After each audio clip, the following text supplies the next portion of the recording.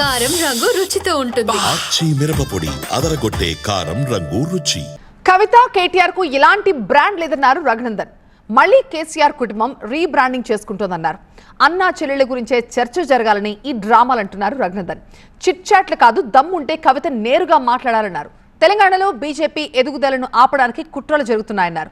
ఇక విలీనంపై మా పార్టీతో ఇలాంటి చర్చలు జరగలేదు అన్న రఘునందన్, కవిత పదవుల పంచాయతీ కుటుంబంతో తెలుసుకోవాలన్నారు.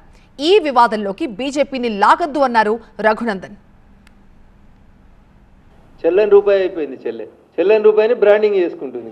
బతుకమ్మ ఆడినా, తెలంగాణ భావ వ్యాప్తి చేసిన చెల్లె నువ్వు ఉంటే కంటే ముందు నుంచి no brand for Kavitha, no brand for KTR, nothing is there for TRS.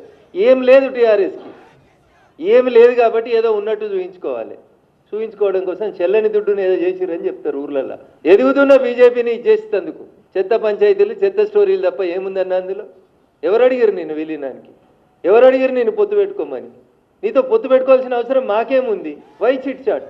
అంటే తెలుగు మీడియా వాళ్ళకి అంత అమాయకం కనబడుతుర్రా ఏంది మీకు? డైరెక్ట్ ప్రెస్ మీట్ పెట్టుర్రి, డైరెక్ట్ చెప్పుర్రి. ఇట్లాంటివి ఏమైనా ఉంటే మీరు తెలుసుకోండి. శాసన మండలిలో ఫ్లోర్ లీడర్ తిరగకపోతే కొట్లాడుకో మీ నాయనతో తలపెట్టుకొని.